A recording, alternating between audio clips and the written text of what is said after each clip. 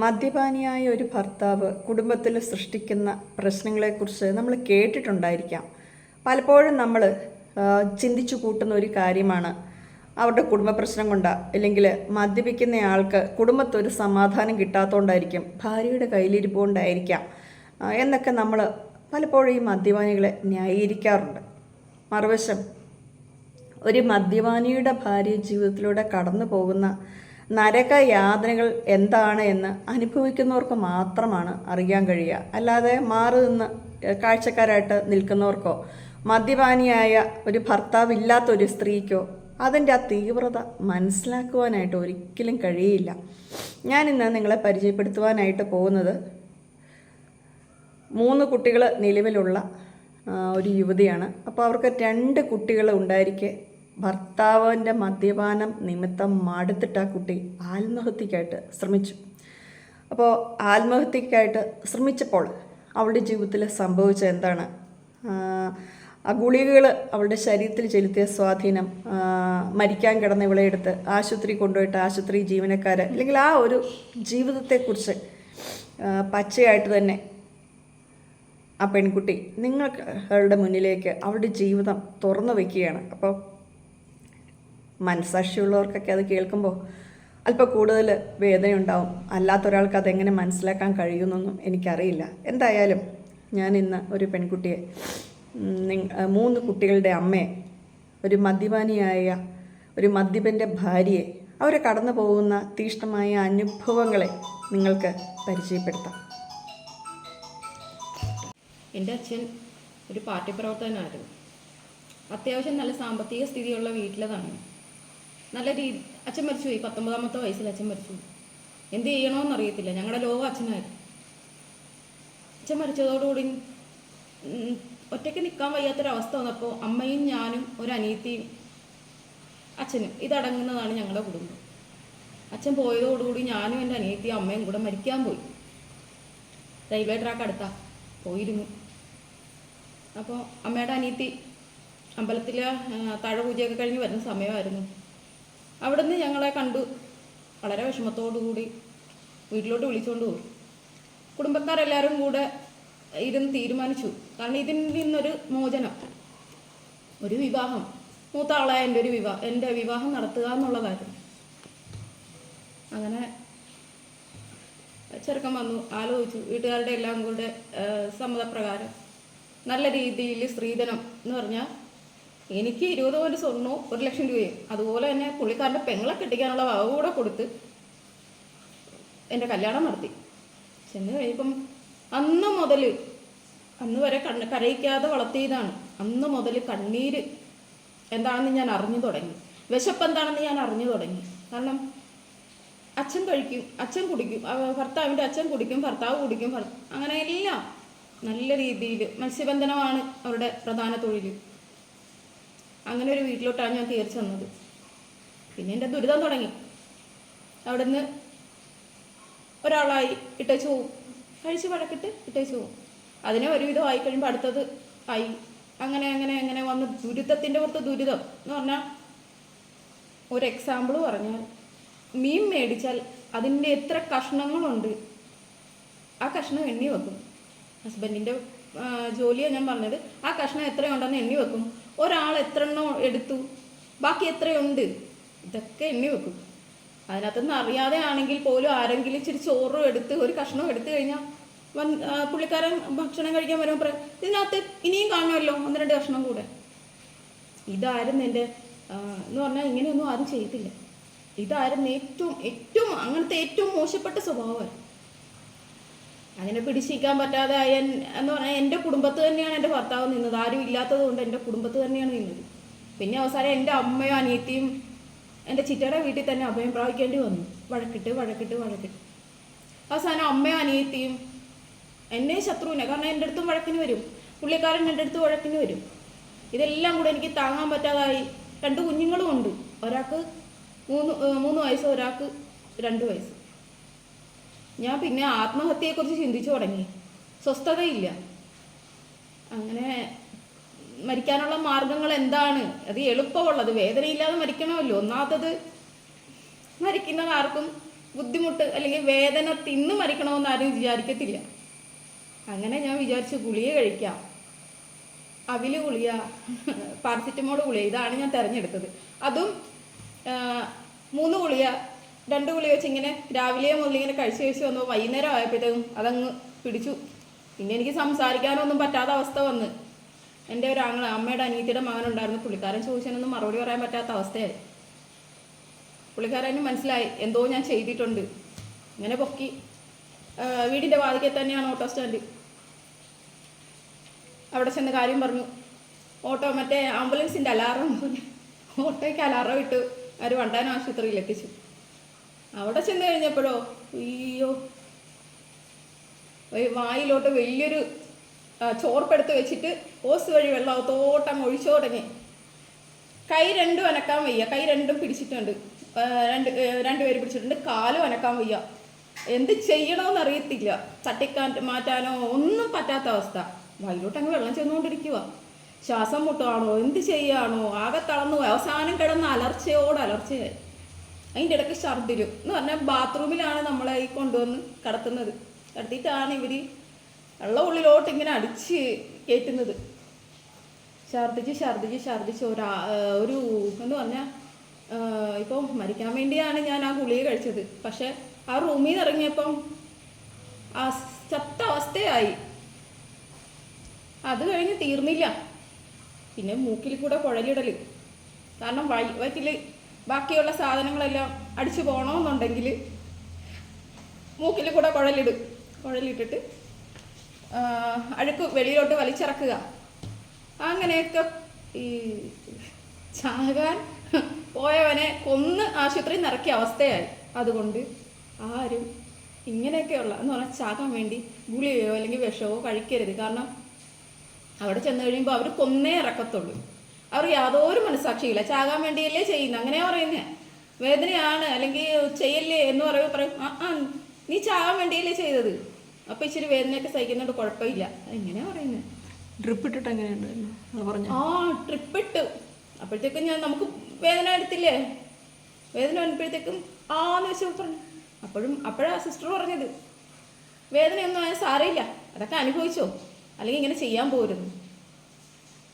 അങ്ങനെ എവിടെ ഈ പിന്നെ ഓരോരുത്തരെ ഇങ്ങനെ നോക്കിയോ ഇതെന്താ ഇങ്ങനെ ചെയ്തത്, ഈ ചെറുപ്രായത്തിൽ ഇങ്ങനെ ചെയ്തത് എന്നുള്ള അവജ്ഞ.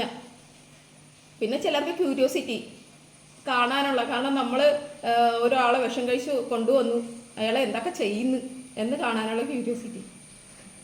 അങ്ങനെ പല തരത്തിലുള്ള. പിന്നെ നമ്മൾ നാണം കെട്ട്, കാരണം ഗുളിക കഴിച്ചിട്ട് ചത്തോ ഇല്ല, പക്ഷെ നാണം കെട്ട് പാതി ശവമായിട്ട് റൂമിൻ്റെ അകത്തുനിന്ന് വെളിയിലോട്ട് ഇറങ്ങി വരുന്നു. ആ അവസ്ഥയൊന്നും എനിക്ക് ഇപ്പോഴും ആലോചിക്കാൻ പോലും പറ്റത്തില്ല. കാരണം അങ്ങ് ചത്തിരുന്നെങ്കിൽ ഇത്രയും ഞാൻ ദുരിതം അനുഭവിക്കത്തില്ലായിരുന്നു. അതുകൊണ്ട് എന്തൊക്കെ പ്രശ്നമുണ്ടെന്ന് പറഞ്ഞാലും ആത്മഹത്യക്ക് ഗുളികയോ അല്ലെങ്കിൽ വിഷമോ കഴിക്കരുത്. കഴിച്ചാൽ അപ്പം തന്നെ ചാകണം, അല്ലെങ്കിൽ ആശുപത്രിയിലോട്ട് കൊണ്ട് ചെല്ലാനേ അനുവദിക്കരുത്. ചെന്ന് കഴിഞ്ഞാൽ അവർ കൊന്നു കൊണ്ടുവരും. ഞാൻ ചോദിക്കട്ടെ, ഗുളിക കഴിച്ചു കഴിഞ്ഞപ്പം ഞാൻ വായിച്ചിട്ടുണ്ട്, നല്ല എൻ്റെ എക്സ്പീരിയൻസ് അല്ലേ, നല്ല സുഖമാ എന്ന് പറഞ്ഞാൽ നമ്മൾ ഇങ്ങനെ ഒരു വിധമൊക്കെ. അതായത് സയനൈഡ്, ഒരു സെക്കൻഡ് പറയാവേ, സയനൈഡ് കഴിച്ച ഒരാൾ, സയനൈഡിൻ്റെ കഴിച്ചിട്ടുള്ളവരാരും ഭൂമിയിൽ ജീവിച്ചിട്ടില്ല. അപ്പോൾ സയനൈഡ് കഴിച്ചിട്ടുള്ള ഒരു വ്യക്തി തൻ്റെ അനുഭവം ഇങ്ങനെ ബുക്കിൽ എഴുതിയത് ഞാൻ വായിച്ചിട്ടുണ്ട്. കാരണം നമുക്ക് മെഡിക്കൽ സയൻസിന് ശരിയായിട്ട് കിട്ടിയ ഒരു അനുഭവം എന്ന് പറയുന്നത് ആ ഒരു വ്യക്തിയുടെ കുറിപ്പുകളാണ്.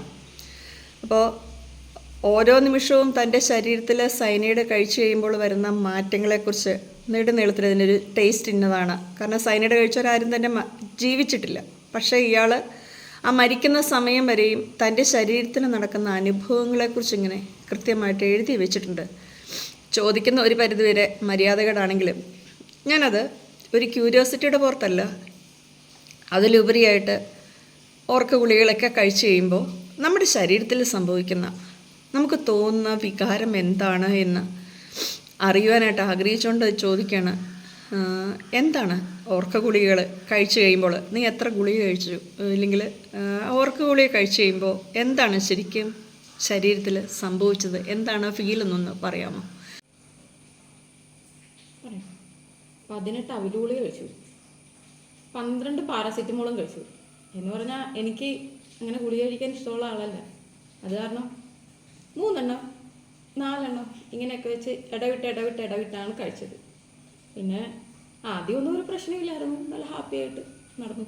പിന്നെ ശരീരത്തിന് ചെറിയ കുഴച്ചിലുകളൊക്കെ ഉണ്ടായി. പിന്നെ ഈ ഗുളിക ഇത്ര അങ്ങ് ചെന്ന് ഇപ്പോൾ വൈകുന്നേരം ആയപ്പോഴത്തേക്കും എന്ന് പറയാൻ ഒരു ഉച്ച ഒക്കെ ആയപ്പോൾ ഗുളിക അങ്ങ് കഴിക്കാൻ തുടങ്ങിയതാണ്. വൈകുന്നേരമൊക്കെ ആയപ്പോഴത്തേക്കും പതുക്കെ കുഴച്ചിൽ വന്നു.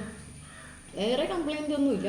ശരീരത്തിന് നമ്മൾ ഇന്നത് ചെയ്യണമെന്ന് വിചാരിക്കും, പക്ഷേ അങ്ങ് അത്ര ഇതാവുന്നില്ല, അത്രത്തോളം നമുക്ക് ചെയ്യാനുള്ള ആ ഒരു ഇത് നമുക്ക് ബലം കിട്ടുന്നില്ല, അങ്ങനത്തെ ഒരവസ്ഥ. പിന്നെ പതുക്കെ വർത്താനത്തിലങ്ങ് കുഴച്ചിൽ വരുന്നു. കാരണം ആരെങ്കിലും എന്തെങ്കിലും ചോദിക്കുമ്പോൾ എനിക്ക് പറയാൻ പറ്റുന്നില്ല, കുഴഞ്ഞു പോണു. ഞാനത് കറക്റ്റായിട്ട് പറയാൻ ഞാൻ ശ്രമിക്കുന്നുണ്ട്, പക്ഷേ എനിക്ക് പിന്നെ ആ കുഴച്ചിൽ തന്നെ ക്ലിയറായിട്ട് കിട്ടുന്നില്ല. അപ്പുറത്തിരിക്കുന്ന ആള് പിന്നെ ഇപ്പോൾ ശരീരത്തിൽ അങ്ങനെ തണുപ്പ് അങ്ങനെ എന്തെങ്കിലും തോന്നിയോ? ശരീരത്തിൽ തണുപ്പായിട്ട് അങ്ങനെയൊന്നുമില്ല. കൈക്കൊക്കെ ഒരു തരം പിരിപിരിപ്പ്, കാലിന് നമുക്കൊന്ന് തീരുമാനമൊക്കെ തോന്നും. പിന്നെ കാലിന്റെ മേൽഭാഗത്ത് അവിടെ ഇതേപോലെ പിരിവിരിപ്പ്, വേദന മാതിരി. വേദനയല്ല, തരിപ്പ് പോലെ. വേറെ ഒന്നുമില്ല, നല്ല സുഖം. പിന്നെ ഉറക്കം എന്ന് പറഞ്ഞാൽ നമുക്ക് ഉറങ്ങണം, കണ്ണറിയാണ്ടോ അടഞ്ഞു പോവുക. വേറെ കുഴപ്പമില്ല. അപ്പോൾ നമ്മൾ ഈ അടുത്തിരിക്കുന്ന ആളുടെ അടുത്താണെങ്കിൽ എൻ്റെ കാലൊന്ന് തിരുമ്മേ, കാരണം എന്താണ്, എന്തോ എനിക്ക് തിരുമ്മണം കാല്, ആ ഒരു ഇതാ.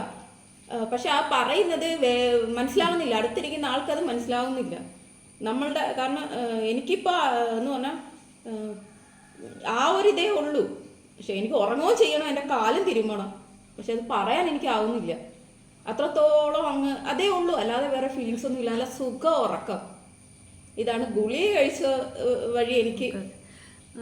ട്യൂബ് ഇട്ടിട്ട് വൃത്തിയാക്കാൻ വേണ്ടിയിട്ട് പോയില്ലേ, മൂക്കിൽ കൂടി ഇട്ട് ആ മരുന്ന് ചെല്ലുമ്പോൾ ശരീരത്തിന് എന്താ നല്ല കൂൾ. കാരണം ആ മരുന്ന് അവർ പിന്നെ ഒഴിച്ചു തന്നു കഴിയുമ്പോൾ അത് ഉള്ളിൽ കൂടെ ഇങ്ങനെ അകത്തോട്ട് ചെല്ലുമ്പോഴത്തേക്ക് നല്ല കൂള്, നല്ല തണുത്ത വെള്ളം നമ്മുടെ ഉള്ളിലോട്ട് എങ്ങനെ ചെല്ലുന്നു, അതിലും നല്ല സുഖമായിരുന്നു.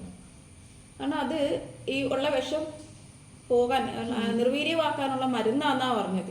കാരണം ഞാൻ ഡോക്ടറെ അടുത്ത് അയ്യോ എനിക്ക് ഉള്ളിലൊക്കെ ഭയങ്കരമായിട്ട് തണുക്കുന്നു, കാരണം ഈ മരുന്ന് അങ്ങോട്ട് ചെല്ലുമ്പോൾ എനിക്ക് എന്തൊക്കെയോ പോലെ തോന്നുന്നു ഡോക്ടറെ എന്ന് പറഞ്ഞത് ഈ മരുന്ന് നിർവീര്യമാക്കാനുള്ള മരുന്നാണ്, പേടിക്കണ്ടെന്ന് പറഞ്ഞു.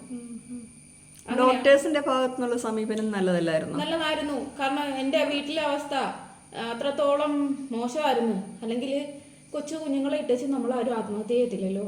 അതല്ല ഞാൻ ചോദിക്കുന്നത്, ഡോക്ടേഴ്സിന്റെ ഭാഗത്തുനിന്ന് സഹാനുഭൂതി കിട്ടി, പക്ഷെ ബാക്കിയുള്ളവരുടെ ഭാഗത്തുനിന്നാണ്. കാരണം അവർ കാര്യം അറിഞ്ഞില്ല. കാരണം ഈ ഇച്ചിരി ഇല്ലാത്ത പരുവത്തിൽ കുഞ്ഞുങ്ങളെ ഇട്ടേച്ച് ആത്മഹത്യ ചെയ്തത് എന്തിനാണെന്നുള്ള ആ ഒരു ചോദ്യമാണ് എല്ലായിടത്തു നിന്നും ഞാൻ നേരിടേണ്ടി വന്നത്. എൻ്റെ തല്ലി പൊട്ടിക്കുക, ഇച്ചിരിയില്ലാത്ത മക്കളെ. ഞാൻ ഒരു ദിവസം പുറത്തു പോയിട്ട് കയറി വന്നപ്പോഴത്തേക്കും എൻ്റെ 3 വയസ്സുകാരൻ ചോരയിൽ കുളിച്ചെന്ന് പറഞ്ഞാൽ നമ്മൾ മീൻ വരയത്തില്ലേ, അതുപോലെ ഈർക്കിലെല്ലാം കൂടെ കൂട്ടി വെച്ചിട്ട് അടിച്ച് കുഞ്ഞിൻ്റെ ദേഹം മുഴുവൻ ചോറിങ്ങനെ ഇങ്ങനെ ഇരിക്കുന്നു. ഇതെന്തിനാ ഇങ്ങനെ ചെയ്തേന്ന് പറഞ്ഞപ്പോഴത്തേക്കും പറഞ്ഞ അവൻ പാട്ടയിൽ കിടന്ന കാശെടുത്തോണ്ട് പോയി മിഠായി മേടിച്ചു. ആരെങ്കിലും ചെയ്യോ? ഇല്ല. അതങ്ങനെ. പിന്നെ എൻ്റെ അമ്മയ്ക്ക് മെമ്മറി ലോസാ, അതിറങ്ങിപ്പോകും. അതിനെ അടിക്ക് വിട്ട്, കാരണം ഈ അതിനെ ഉപദ്രവിക്കുന്ന കാണുമ്പോഴത്തേക്കും പെറ്റതള്ളയാ, ഞാൻ ചെന്നടക്ക് വീഴും. ഞങ്ങൾക്കും കിട്ടും തല്ല്, എനിക്കും എൻ്റെ മക്കൾക്കും ഒക്കെ കിട്ടും തല്ല്. അവസാനം ആ ഒരു പ്രശ്നത്തിൽ എൻ്റെ തല വരെ അടിച്ചു പൊട്ടിച്ച്. രാത്രിയാകുമ്പോൾ എന്നിട്ട് ഇറങ്ങിപ്പോയി, തലതല്ലി പൊട്ടിച്ചേച്ച് ഇറങ്ങിപ്പോയി. അത് കഴിഞ്ഞ് അപ്പുറത്തെ മാലിപ്പര വെള്ളം ഉണ്ടാക്കുന്നൊരു ഷെഡുണ്ട്, അതിനകത്ത് പോയി കിടന്നു. പാതിരാത്രി ആകുമ്പോൾ വരും, വന്നിട്ട് പെരക്ക് ചുറ്റും ഓടിയിട്ട് നടക്കും. ഇങ്ങനെയാണെന്ന് അറിയത്തില്ല, ഞങ്ങളുടെ വീട് കടപ്പുറം സൈഡാണ്, ഒരുപാട് പ്രശ്നങ്ങളുള്ള ഏരിയ. കാരണം പാതിരാത്രി വരെ മദ്യപാനവും കഞ്ചാവും അതും ഇതും ഒക്കെ തന്നെ. സാധാരണ അങ്ങനെയാണല്ലോ കടപ്പുറം സൈഡുകളിൽ, അങ്ങനെയാണ്. അത് കാരണം പേടിച്ച് ഭയന്നാണ് ഞാനും എൻ്റെ മക്കളും ആ വയ്യാത്ത തള്ളേ. കാരണം ഉറക്ക ഗുളിക കഴിച്ചിട്ട് അതിന് ഇങ്ങനെ ഇറങ്ങി പോകുന്നതും അല്ലെ ഉറക്കമില്ല, അങ്ങനെയൊക്കെ ഉള്ള ഒരുപാട് പ്രശ്നങ്ങളുണ്ട്. അതിന് ഗുളിക കൊടുത്തിട്ടാണ് അതിനെ ഉറക്കാനിടുന്നത്. പക്ഷെ ഈ മനുഷ്യൻ കിടത്തി ഉറക്കത്തില്ല.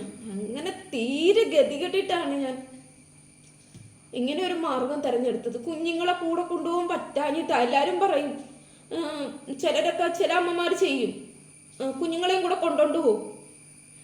ഇപ്പൊ ഞാൻ എൻ്റെ അവസ്ഥയിൽ നിന്നോണ്ട് പറയുക, അവര് കൊണ്ടുപോകുന്നത് ഇപ്പൊ ഞാൻ രക്ഷപ്പെട്ട്, പക്ഷെ ഇങ്ങനെ ഒരു അവസ്ഥയിൽ എൻ്റെ മക്കൾ കിടന്ന് അനുഭവിക്കണ്ടേ?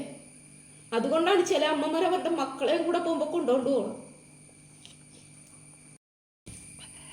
മദ്യപാനികളുടെ ഒരു പ്രശ്നം അതൊക്കെ നമ്മൾ കേൾക്കുമ്പോൾ പെട്ടെന്ന് എളുപ്പമായിരിക്കാം. പക്ഷെ ഒരു സ്ത്രീ എന്ന നിലയിൽ അതിലൂടെ കടന്നു പോകുന്ന ഒരാളുടെ അനുഭവം കേൾക്കുമ്പോൾ നമുക്കിതൊന്നും അത്ര സുഖകരമായിട്ട് തോന്നില്ല. മാത്രമല്ല, ഇത്രയും പ്രശ്നങ്ങളുണ്ടാക്കിയ ഒരു ഭർത്താവിൻ്റെ ഒപ്പവും ഇപ്പോഴും കുട്ടികളെ ഓർത്ത് അവരുടെ ഭാവി ഓർത്ത് ആ ബന്ധം മുന്നോട്ട് കൊണ്ടുപോകേണ്ടി വരുന്ന സ്ത്രീകളുടെ നിസ്സഹായാവസ്ഥയാണ് യഥാർത്ഥത്തിൽ ഏറ്റവും വലിയ നിസ്സഹായാവസ്ഥ എന്ന് ഞാൻ പറയും. എത്രമാത്രം തല്ലി കിട്ടിയാലും പിന്നെയും കടിച്ചു തൂങ്ങി ആ കുട്ടികൾക്ക് വേണ്ടിയിട്ട് ഇത്രയൊന്നും ഒരു സ്ത്രീയും ജീവിതത്തിൽ സഹിക്കാൻ, അല്ലെങ്കിൽ ഒരു അമ്മയും ജീവിതത്തിൽ സഹിക്കാൻ ഇടവരരുതെന്നാണ് എൻ്റെ ഒരു ആഗ്രഹം. ഇത് ആരെങ്കിലുമൊക്കെ കാണുന്നുണ്ടെങ്കിൽ നിങ്ങൾ മനസ്സിലാക്കണം. നിങ്ങളുടെയൊക്കെ മദ്യപിച്ച് വീട്ടിൽ ചെന്ന് നിങ്ങളുടെ സുഹൃത്തിന് അല്ലെങ്കിൽ നിങ്ങളുടെ ആ ഒരു നിമിഷത്തെ ലഹരി ഇറങ്ങുന്നിടം വരെ നിങ്ങളുടെ ഭാര്യനെയും മക്കളെയൊക്കെ ഉപദ്രവിക്കുമ്പോൾ ആ വീട്ടിലിരിക്കുന്ന കടന്നു പോകുന്ന ആ സ്ത്രീയുടെ മാനസികാവസ്ഥ, അവരുടെ പിന്നീടുള്ള ജീവിതം. ഇപ്പം നമ്മളെ സംബന്ധിച്ചിടത്തോളം അവൾക്ക് ചില സമയത്ത് ഓർമ്മ വളരെ പെട്ടെന്ന് കുറഞ്ഞു പോകും. അന്ന് ഭർത്താവ് തലയടിച്ച് പൊട്ടിച്ചതിലിപ്പോൾ തലയോട്ടിക്കുള്ളിലേക്ക് ഒരു ഇരുമ്പ് കൊളുത്ത് കയറിപ്പോയി. അപ്പോൾ അതിൻ്റെ പ്രശ്നം ചില സമയത്ത് കണ്ണിൽ ഇരുട്ട് കയറും. പ്രതീക്ഷിക്കാത്ത സമയത്ത് എനിക്ക് ഓർമ്മ നഷ്ടപ്പെട്ടു പോകും. കുറേ കഴിയുമ്പോഴാണ് കിട്ടുന്നത്. കുറച്ചു കാലം ഡിപ്രഷൻ്റെ ഒരു ആരംഭത്തിലേക്ക് എത്തി. പിന്നീട് അതിന് ട്രീറ്റ്മെൻറ്റൊക്കെ കൊടുത്ത് എന്ന് പറഞ്ഞാൽ കൗൺസിലിങ്ങിലൂടെയൊക്കെ ജീവിതത്തിലേക്ക് തിരിച്ചു വന്നതാണ്. അപ്പം നമുക്ക് ഇത് എത്ര പറഞ്ഞാലും മനസ്സിലാവില്ല, ജീവിതം ഇങ്ങനെയാണ്. പക്ഷെ ഇങ്ങനെയും കടന്നു പോകുന്ന ഒരുപാട് സ്ത്രീകളും ജീവിതമൊക്കെ നമ്മുടെ മുന്നിലുണ്ട്. നമ്മളിത് മനസ്സിലാക്കണം. ഇതിലിപ്പോൾ ഇതിൽ കൂടുതൽ ഞാൻ എന്താ പറയുക, അല്ലേ?